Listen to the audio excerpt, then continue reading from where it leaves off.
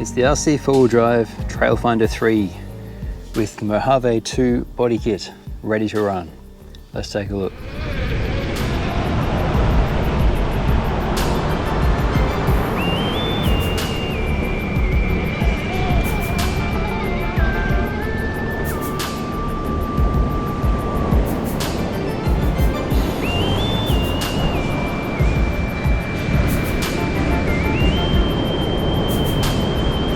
In some ways, it's actually older than the nearly 40-year-old design here. Before us today, I have the, well, it's a clone, but the Tamiya Bruiser knockoff with a small mod for 1.9 wheels. We've got the RC4WD Drive Trail Finder 2, and I have the Trail Finder 3. I don't have the Bruiser up to show you, and if you organize them by chronological order, it would go Bruiser from Tamiya, the RC4WD Drive Bruiser, which we talked about in the old but not obsolete video when we did the Trail Finder 2 video, then the Trail Finder 2, and then the recently released Trail Finder 3. That's your chronology. So Bruiser sits here. In more than one way, the Trail Finder 3 goes back to its Bruiser roots. This thing's actually quite dusty because I've been playing with it quite a lot in the last few days. I've actually taken most of March off. In fact, until yesterday, I've done almost nothing on my channel in March. I got everything done earlier so I could take the month off. And so I've spent a lot of it playing with this thing with the small tires on. And the Trail Finder 3 arrived while I was doing that. I've since been on a trip and I've driven, I worked this out for my American friends, I've driven 3,000 miles across 2 states. Australia has bigger states than America, but less of them. And this has been played with on the beach, on the trails, on river rocks, on ocean rocks. It's been thoroughly used in its stock form in preparation for this review. So I was playing, but I also was cataloging my thoughts. And we have quite a lot to talk about, so buckle in. This is not going to be a short video. We've got a few things to get through. The RC4WD Drive stuff came onto my radar, I'm pretty sure around 2011, and I've been wanting to get my hands on one of these for quite a long time. I don't actually own this is my brother's. But when I think back, one of my earliest memories with RC was walking into a Tandy Electronics, which in my small coastal town where I grew up, it had some hobby stuff as well. It had like a hobby corner with a bunch of cheap models and then some quite nice, more expensive models. They had a Vanessa's lunchbox, they had a Bigfoot, and for a while they had a Bruiser, among others. And I always liked the Bruiser. Now, the Trail Finder 3 here goes back to that design. What we might do is quickly go over the short stuff, the quick stuff. So here's what you get. The radio, which is cosmetically slightly different from the Trail Finder 2 radio. The biggest difference is you get endpoints for channel 3. You do get a 3 channel, it's the same radio as you get with the Trail Finder 2, and I've set my brother's one up so it's got a winch for the 3rd channel. For this guy though, you do get endpoint adjustments, which is for your shifting servo because it's a 2-speed.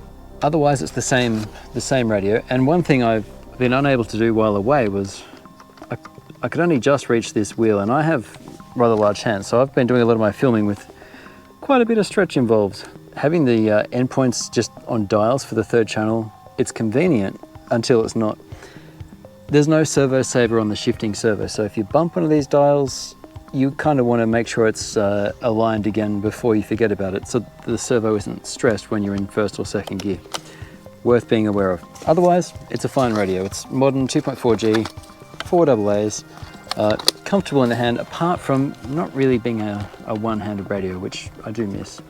But otherwise it's good, so nothing wrong with that.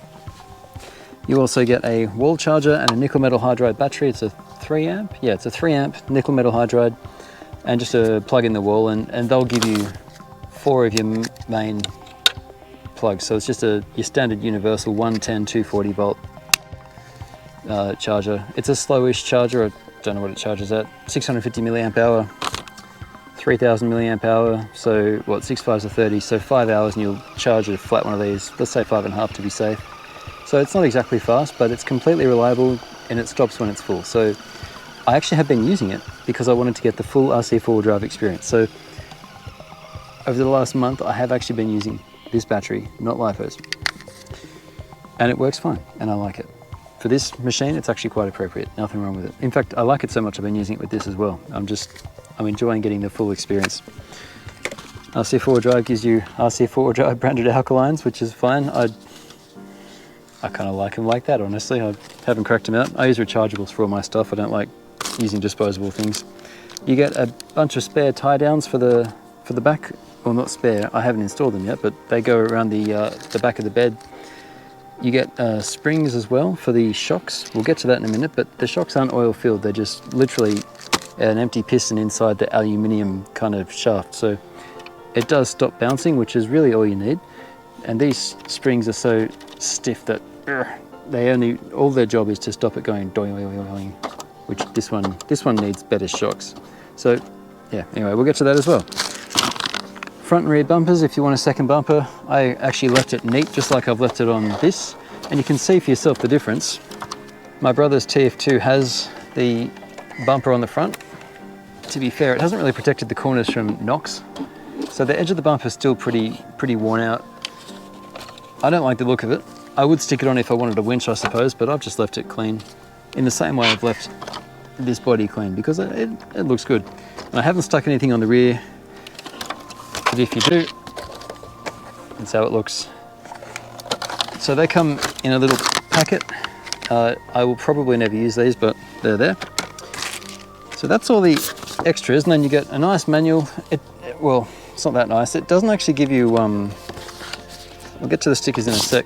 It doesn't actually give you much. It's safety information and warranty, and then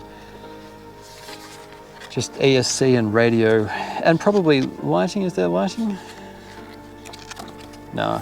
It's a multi-language manual, so it really is only 4 or 5 sheets of paper in the whole book in each language. And it tells you how to install and like the body and change the servo horns and stuff like that, but it's really quite basic.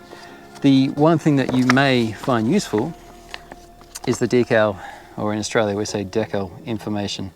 It shows you where to stick the stickers. I will probably go with this gold and silver thing. I reckon that looks all right. The red looks pretty good too, honestly. So that's the sticker sheet, and you get the red lines, and you also get the gold and silver, and you get some other stickers as well.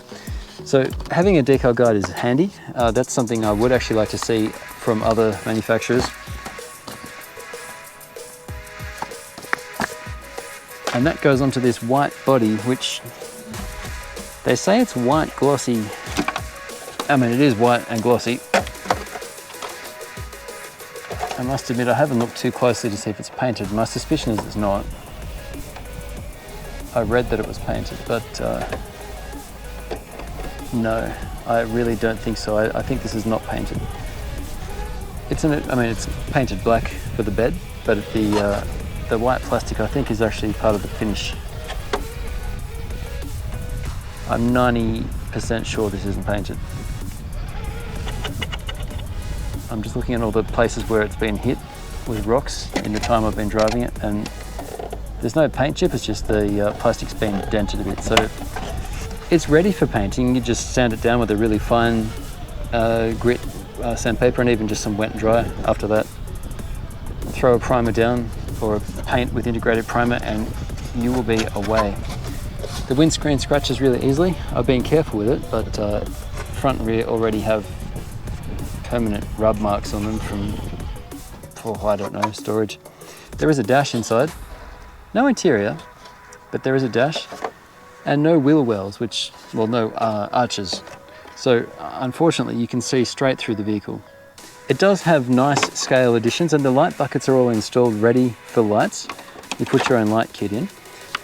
And the way that the body goes onto the chassis hasn't changed.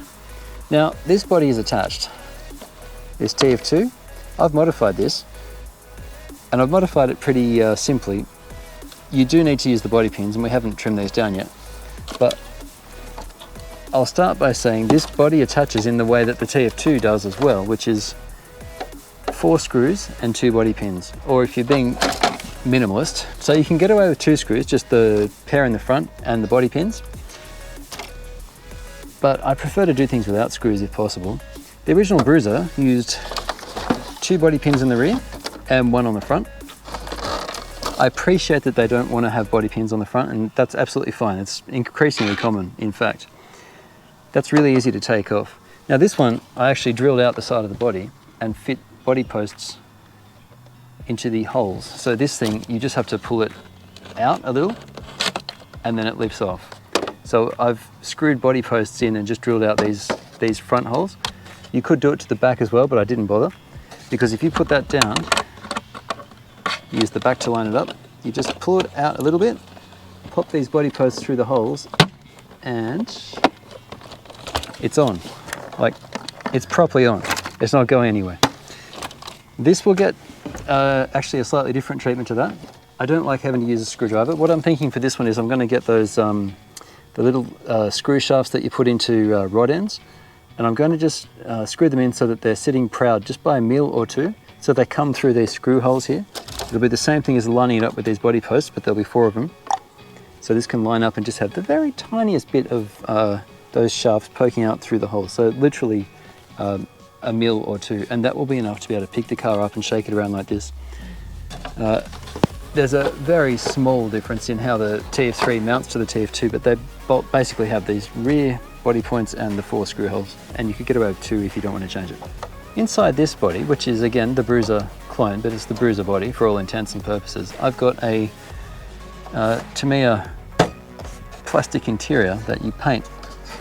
I haven't put a rear in yet, so you can see the driver through it, and he fits with the dash. Now this thing comes with a dash, as does the TF2, so you need to pull those out and you use the kit that this is instead. It was only $15 or so, and you get an interior with a guy and it's lightweight. I have yet to test if that fits in these, but I'm pretty sure it will, given how similar these 3 bodies are. Just noting that. Otherwise, yeah, things haven't really changed a lot. I did this when I did the TF2 video. These bodies really are quite similar. Their overall dimensions, like the wheelbases, are the same. Underneath is similar, apart from the obvious holes for the 80s style battery power switch and whatnot. And in fact, back in the 80s, you'd have a spot here for AA batteries for your radio, because you had and a mechanical speed controller here. So things have changed somewhat. Everything's more compact these days, but they're still quite similar. Now, that's the bodies out of the way. There's really nothing new here. This is the latest in a long line of RCs that go back to the 80s. The last thing to mention about these is to put the TF2 and the TF3 next to each other. The TF3, Trail Finder 3, stands about 1 centimetre taller than the Trail Finder 2. I don't know why that is. The bodies are the same, and so we must look underneath the bodies. We have Bruiser clone, essentially a Bruiser, with a 3-speed transmission and a front-mounted motor. It originally had a mid-mounted servo for steering, and it went through a bell crank like this. Although it was upside down, it was like that, which is how you got the behind the axle steering accomplished. So this servo lived in here next to 2 others. You have one for the speed control. These days you don't need a servo for the speed control, and you have one for the 3-speed transmission. High, low, both in 2-wheel drive, then low 4-wheel drive. And it's so much fun playing with this. It's really fun. These 3 are all ready to run. The Bruiser only ever came as a kit. I'd like to get another Bruiser. I did actually have a legit one a decade ago. Anyway, so that's the original. The Trail Finder 2, also ready to run, a Mojave 2 body. It's a single speed. The kit gave you a 2-speed transmission. The RTR gave you a single speed with a separate transfer case, and I like this transfer case. TF2 and TF3, they both have the same 45-ton motor, similar gearing. This is an entirely different monster. It's inside a scale engine, but the engine, I don't know a lot about the 22R. I mean, clearly it's missing a bunch of stuff. The ports are all naked on this four-cylinder thing. This looks like something that's been pulled out of a tractor or a truck. It's inordinately huge. There are other models on the market, many of them, that have a motor cover. I mean, the SCX-10-3 have that. They've got the motor shroud and the servo. So you still get the servo up front. RC4 drivers gone with the mid-mounted servo, just like the Bruiser. Your chassis on the Trail Finder 2 was a solid block aluminium piece. Now we've gone back to the steel chassis rails of the Bruiser era on the Trail Finder 3. So you've got steel and it's wide in the rear and it tapers to narrow in the front, just like the Bruiser. Now the Bruiser did suspension pretty well. You had leaves front and rear, which is a big part of the attraction of this thing. And you had your shackles, your pivot point in the rear on both. The leaf suspension was on the outside, so in line with the frame. That's what you want. Shocks were just on the outside, although these axles are super wide. If they weren't so wide, this is just how the Bruiser was, you could have these on the inside, which is how the Trail Finder 3 does it. But the Trail Finder 3 have done something a little strange. The leaves are way inside. They're mounted to a cross brace, a plastic cross brace. That lowers the amount of command, the amount of authority they have over the axle. So you need stiffer springs to have the same action. And well, I suppose the good thing of that is that you need less travel. The springs don't need to compress as much for the wheel to move as far as they did with being on the outside. There are 3 leaves front and rear and they have nice hoops under them. And of course they've kept the improvement where the loops go underneath the axle, whereas these had the bolts and the blocks underneath the axle, which gets caught up on all sorts of stuff. So it's good that that's gone. Trail Finder 2, the difference is they're not using the block to just bolt the springs. You see they bolted the leaves directly on to the axle here, so it's just two bolts and a nut to bolt these springs on, whereas with this they're using these plates that use these U bolts to bolt them onto the axle. That's actually quite attractive, but the bolt holes in the Yoda 2 axle housings aren't used, so you could actually remove those and bolt them straight on. It looks better this way. That's actually not too bad. The shocks, I was saying before, they're not oil filled, I don't believe, and the little pack of extras came with springs for them, which of course you don't need because you've got leaf springs. That's odd. We do need to remove a leaf, probably the middle leaf, I think. In the rear, it's too stiff.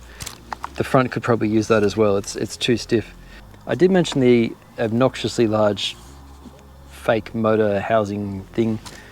I'm honestly tempted to get rid of it. The bonnet or the hood doesn't even open on this thing. I don't see the point of it, but I'm thinking I might actually replace this. I've got another gearbox just sitting around and a few transfer cases. I'm not sure yet. I'm not a huge fan of this giant thing, and I'd like to move the servo up. We'll get to the servo in a minute. The other weird thing with the suspension, even though they've got the front in line with the chassis, which is good, again, just like the original and like the Trail Finder 2, they've put the pivot points in the front. Trail Finder 2 had that as well. I'm quite sure on the old 60 series and probably on the Hilux, you have a solid point at the front and you have got the pivot point at the rear. Yeah, I'm quite sure. So the front should be the same as the rears, with the solid point at the front, pivot point at the back. This is the opposite, which is odd. It does have in front of the axle steering on the Trail Finder 2. Trail Finder 3 has thankfully gone to behind the axle.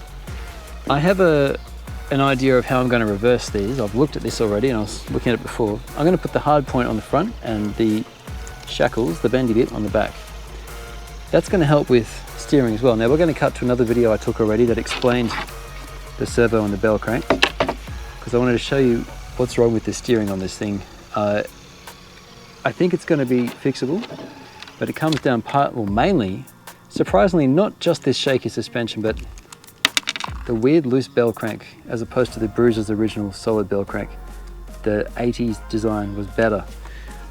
Of course, the Trail Finder 2 is better than both of them. Here's the video. There's quite a lot of slop in the steering. You can see the servo arm down there. And also we know with leaf suspension there's always going to be movement. But I want to show you something, because there's a problem with this bell crank. If we hold the suspension firm so it can't move, there's still some movement down in that. You want to watch, here's just the steering servo there. There's still some movement in that little arm.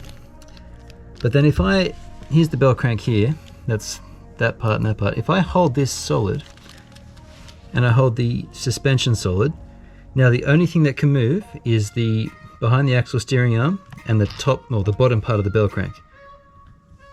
Look how much movement's in that. Nothing else is moving. The steering, this whole assembly isn't moving. Even the bell crank isn't moving. You could pretend that the servo is right there. This is really loose. If we can get this tightened, then this will go a long way to fixing the steering, even if you don't change anything else, even if you will allow for the slop. I've tried tightening this further, but it actually seizes up the bell crank because the bell crank's mounted on this pivot point. It really wants to be sitting on a bearing housing, or I don't know, even I don't want to stick a washer in there, although I might have to. You've got two, essentially the bell crank is made of two servo arms and there's an axle in the middle. But to get rid of this slop, gee whiz, that's pretty bad. Now the other thing we want to do is to put the front of the front of these should be solid, and the rear is where these pivot points should be. The real Hilux, on which this is loosely modeled, has solid front, and your shackles are at the rear of the leaves. The Bruiser has solid mounting at the front and the shackles at the rear. I don't know why these are swapped. The TF2 also. So I don't know why these are reversed. It's really weird. It's like they've it's kind of lazy, because the rear, the solid points are on the inside. Now for the rear, that's correct. Solids at the front, shackles at the back.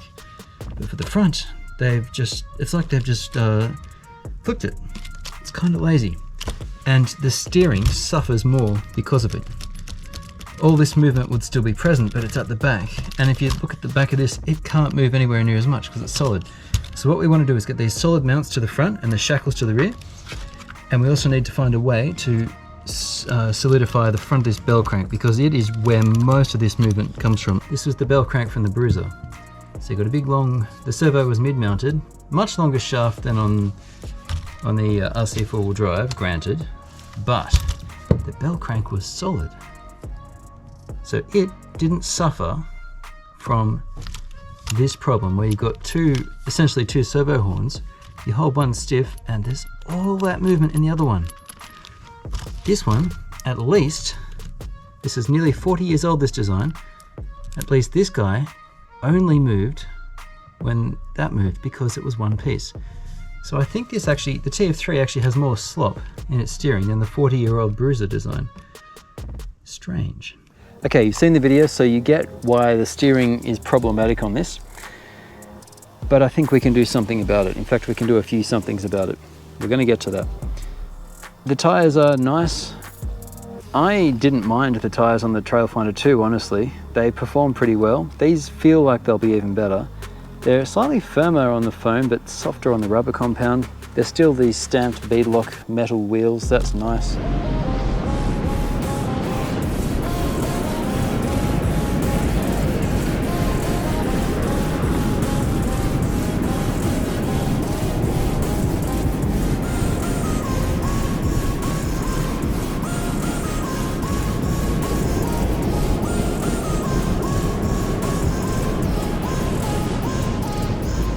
Your ESC, it looks like a WP1060 type thing.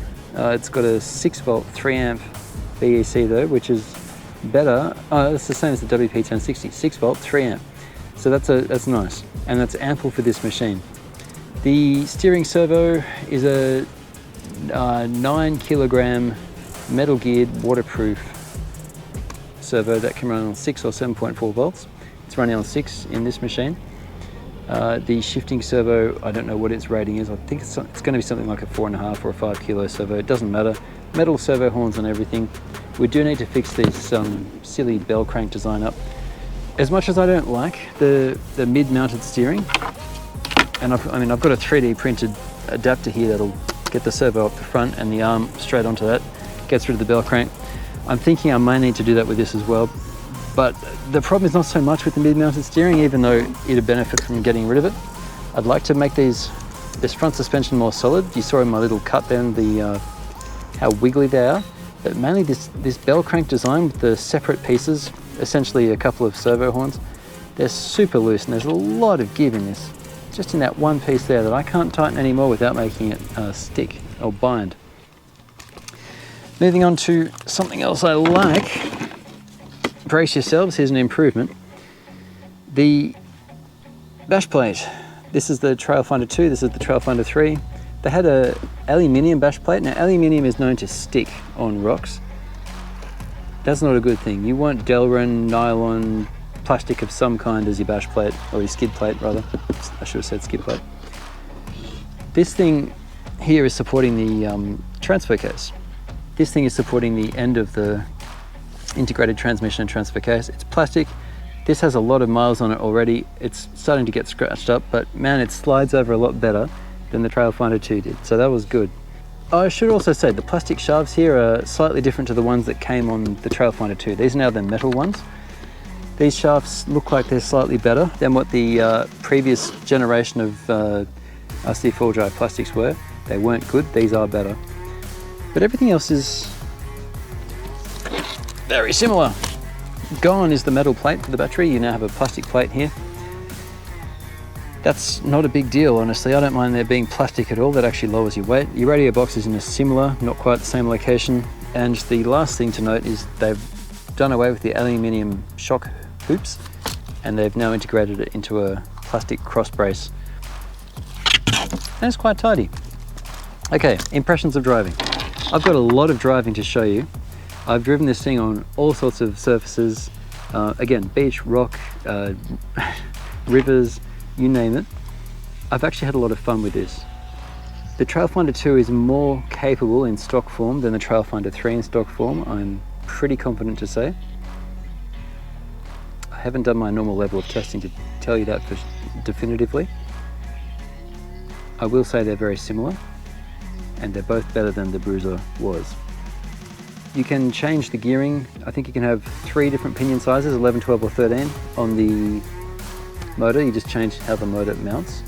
That's it for gearing. You can't fiddle with spur and pinion sizes otherwise, only the pinion and motor mounting position, because this is the spur gear here, which is exposed. This guy is enclosed, but it's teeny tiny and it's integrated on another gear. I also had this apart before I traveled, and the master bearing for the spur and secondary gear coming off that, it's the smallest bearing you can imagine. If any bearing goes on this, it's going to be that, and it wasn't shielded either. So if you run this wet, expect that bearing will go. It's a very small bearing. Overall, it's somehow more than the sum of its parts. It does have some flaws, and there are some things we can fix. The steering and the front suspension primarily, and also this silly front gigantic scale but not scale motor thing. Those things notwithstanding, it goes okay on the rock. I'm actually quite happy with it out of the box. It's better than I thought it would be. It's better than I thought it should be, honestly. We get this steering slop sorted out, and I think it'll be better again. Remember, stock Trail Finder 2, it has won local courses on scale comp days, this actual model.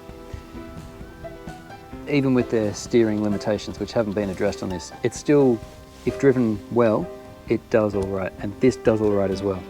So I'm giving this thing more of a chance, mainly because it impressed me so much on the rocks. We're going to fix the articulation, we're going to fix the steering, we're going to fix that front suspension, and then we're going to swap the radio, because I really value my one-handed driving rather.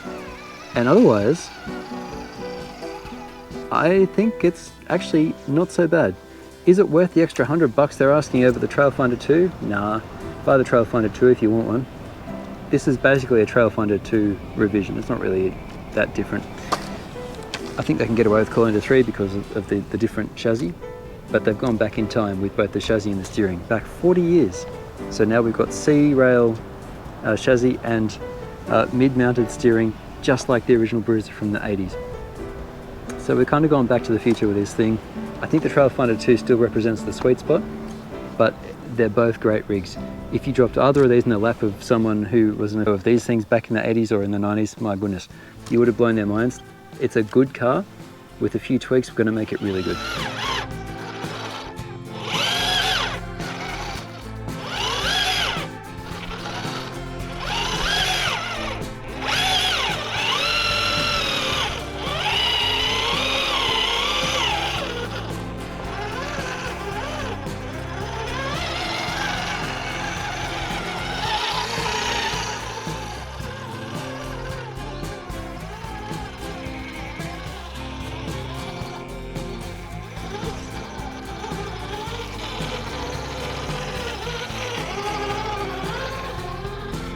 Thank you so much for joining me. Throw me a like if you enjoyed it, and I'll catch you next time on RC-TNT.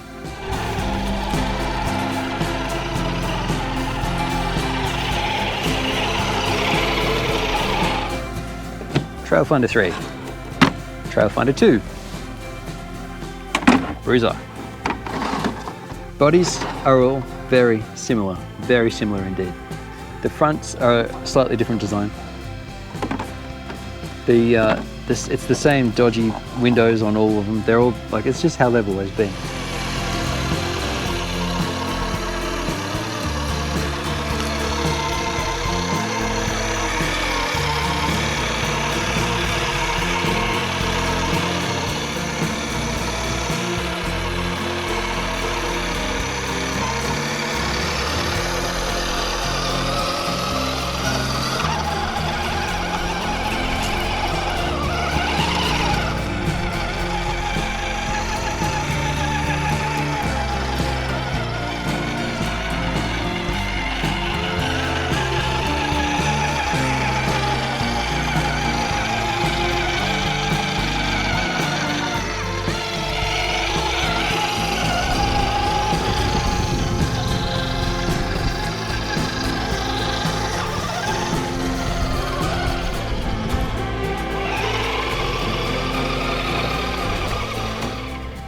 The sides aren't all that different. They're all a two-piece held in and the bed's separate. I just love these old cars. I really don't mind. And I have been driving the Bruiser a bunch. I'm really having fun with it.